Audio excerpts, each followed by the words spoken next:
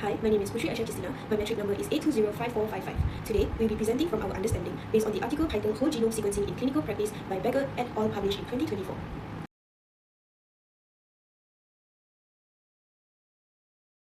Imagine being able to analyze the entire human genome and identify disease-causing mutations from a single test. This is now possible through whole genome sequencing, or WGS, which has become one of the most transformative technologies in modern genomic medicine.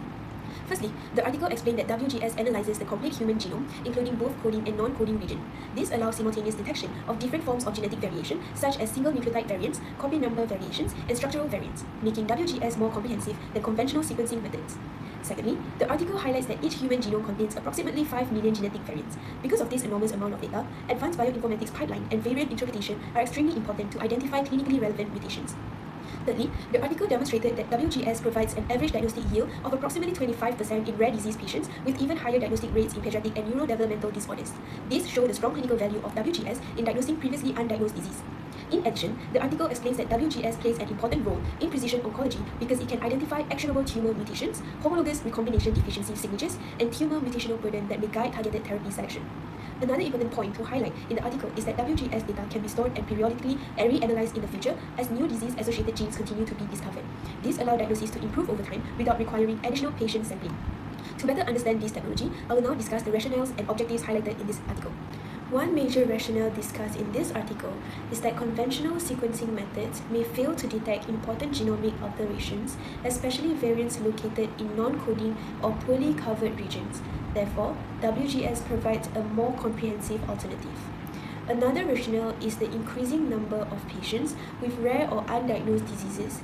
Many patients remain undiagnosed after routine clinical investigations, and WGS improves the possibility of identifying the genetic cause of disease. The article also emphasizes the growing importance of precision medicine. Since treatment decisions are increasingly based on genomic information, WGS has become an important tool for personalized diagnosis and targeted therapy. Next, let's move on to the objectives. The first objective of this article is to explain the clinical applications of WGS, particularly in rare disease diagnosis, pediatric genetics, and cancer genomics. The second objective is to discuss the importance of bioinformatics and variance interpretation in analyzing the massive amount of genomic data generated from WGS. The final objective is to evaluate the current challenges and future directions of WGS, including ethical concerns. My name is Nur Nasrin Shamil Fatiha binti Mat Hanafi. My matrix number is 8204126. Now, I will continue with the methodology section of this article titled Whole Genome Sequencing in Clinical Practice by Bagger et al., published in BMC Medical Genomics in 2024. The main methodology used in this article is Whole Genome Sequencing, or WGS, which is a sequencing approach that analyzes the entire human genome comprehensively. As you can see in Figure 1, the workflow is divided into 4 major stages. First is the wet lab stage. As stated in point 1 is in this slide, blood or tissue sample are collected from patient before DNA extraction and library preparation are performed. The article explains that the DNA is fragmented into smaller pieces and adapters are added to prepare the DNA for sequencing. Next, referring to the point 2 in the slide, the fragmented DNA undergoes NGA-based sequencing. According to the article, fluorescent level nucleotides are used to identify DNA sequence during sequencing. This allows millions of DNA fragments to be sequenced simultaneously. Moving to point 3, the sequencing data is transferred into high-performance computing system, or HPC. As shown in the figure, read mapping and variant calling are performed at this stage. Finally, referring to point 4 in the slide, bioinformatic pipelines are used for variant filtration, annotation, interpretation, and clinical reporting. From what we learned in genomics, WGS is considered powerful because it analyzes the whole genome instead of only selected genes. Therefore, it can detect coding variants, non-coding variants, and structural variation in a single analysis. Overall, this workflow is important because it combines molecular biology technique and bioinformatic approach to support precision medicine and disease diagnosis. Now, bioinformatic pipeline and variant filtering. As I mentioned in the previous slide, after sequencing is complete, genomic data undergoes bioinformatic analysis before clinical interpretation can be performed. The main method discussed in this section is bioinformatic-based data processing and variant filtering. Referring to the left side of the slides, the article explained that the sequencing data first enter FASTQ format, which contains raw sequencing rates. The rates are then aligned to the human reference genome to generate BNN files before genomic variants are stored in VCF files. According to the articles, one WGS analysis can generate around 30 gigabytes of raw data and approximately 5 million variants per patient. Because of this massive amount of data, the article emphasized that high-performance computing system and automated bioinformatics pipeline are extremely important. Now, referring to the filtering graph on the right side of the slide, the filtering process begins with approximately 5 million variants. Low-quality variants and common population variants are removed before prioritizing, coding, and splice variants that may have clinical significance. As stated in the slide, databases such as Genome, ClinVar, and HGMD were also used to compare variant frequencies and pathogenicity information. From our genomic understanding, this filtration strategy is necessary because most genomic variants are actually normal human variation, not disease-causing mutation. Therefore, proper filtering is very important to reduce complexity and identify clinically relevant variant more accurately.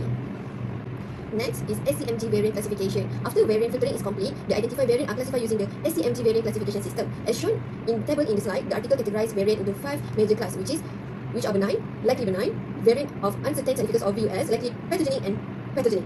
So referring to the pie chart on the left side, one important finding highlighted in the article is that only a small proportion of variants were truly pathogenic, while many variants were classified as VUS. The reason for this result is because human genome naturally contains millions of genetic variation, and many genes of mutation are still not fully understood scientifically. The article emphasized that VUS represent one of the biggest challenges in clinical genomics because scientists still cannot confidently determine whether these variants contribute to disease development. As stated in the article, additional function studies, computational prediction tools, and clinical evidence are often required to confirm whether a variant is truly pathogenic. From what we learn in genomics, this also shows that WGS not only about sequencing technology, but also about accurate interpretation and understanding of biological significance. Next is clinical application of WGS. Now we're moving into the result section. This slide summarizes the major clinical application of WGS discussed in the article. Referring to the left side of the slides on the major findings, the article reports that WGS has a diagnostic yield of approximately 25% and perform better than exome sequencing. The reason for this higher diagnostic capability is because WGS analyzes the entire genome instead of only coding region. As shown in the figure on the right side, WGS can detect coding variant, non-coding variants, structural variant, and mutation site nature in a single analysis. The article also highlighted that WGS is especially effective for pediatric disorder, neurodevelopmental disorder, and cancer genomics. Another important point emphasized in the article is that WGS support precision medicine by enabling more comprehensive identification of disease-causing mutation. Based on our genomic studies, conventional sequencing method may miss important structural or regulatory variants, whereas WGS provides broader genomic coverage and more complete genomic information. Therefore, this result demonstrates why WGS has strong potential for improving disease diagnosis and personalized treatment strategies in clinical medicine.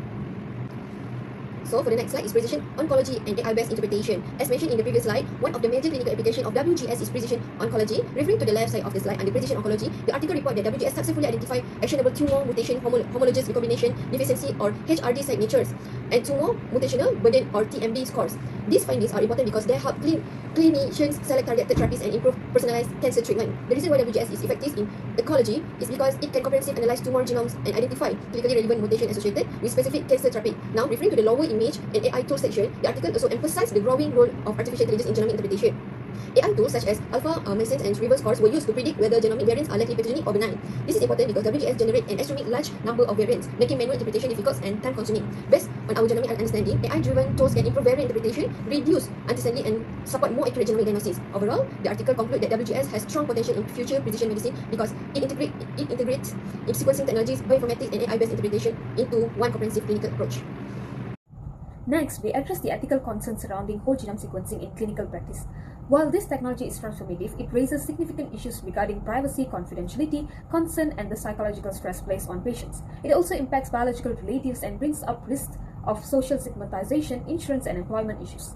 On the left, we look at the challenges inherent to the process itself. Because of the vast amount of information generated, there are three main concerns. First, patients may not fully understand the long-term implication of their data. Second, because the data is permanent and complete, it is difficult to foresee future applications or the dilemmas patients might face years down the line. Therefore, providing in-depth information to the patient prior to analysis is absolutely critical. On the right, we see the risk associated with privacy and data sharing. Since data management is often involves third parties, we must prioritize data storage and the prevention of any unauthorized use of patient information. Proper guidelines and thorough education for the staff involved. Ultimately, we must ensure patients are comfortable with the technology so they can be properly informed. Next, I'll be explaining the advantages and limitations of WGS, which is whole genome sequencing over other methods. Firstly, almost half of the variants identified in recent UK and Ireland rare pediatric disease were WGS study. It detects more variants not only in the large non-coding parts of the genome but also in exons due to a superior mapping quality. WGS captures copy number variations and structural rearrangements as well as mutation signatures and polygenic scores.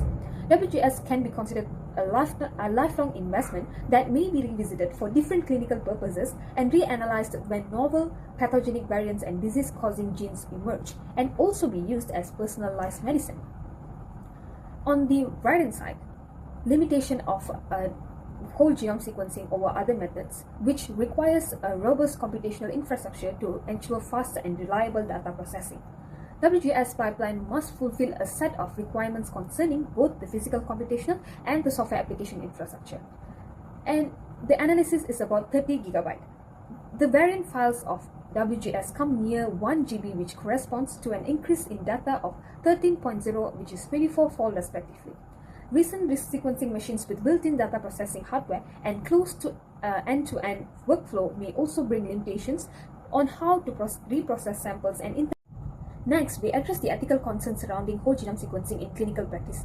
While this technology is transformative, it raises significant issues regarding privacy, confidentiality, consent, and the psychological stress placed on patients. It also impacts biological relatives and brings up risks of social stigmatization, insurance, and employment issues. On the left, we look at the challenges inherent to the process itself.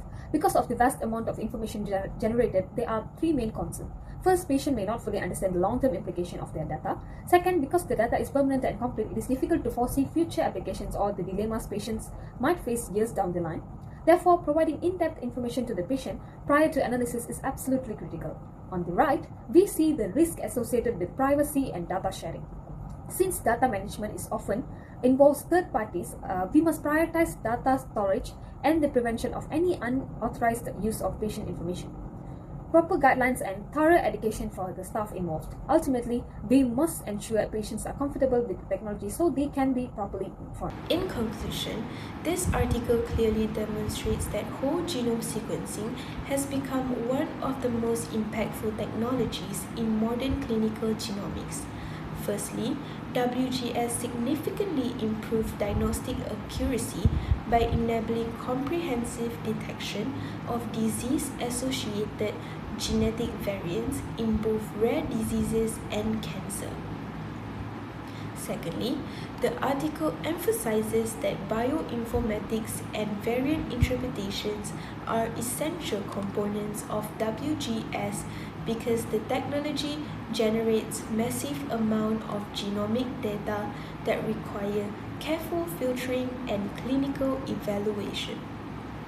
Thirdly, despite its enormous clinical potential, important challenges still remain, particularly regarding ethical concerns, computational infrastructures, data storage, and interpretation of variants of uncertain significance. Finally, the authors conclude that continuous advancement in sequencing technology, artificial intelligence, and multi-omics integration will further expand the role of WGS in precision medicine and personalized healthcare. Overall, this article highlights that whole genome sequencing is not only improving our understanding of human disease, but is also shaping the future of modern medicine. That's all from all of us. Thank you so much.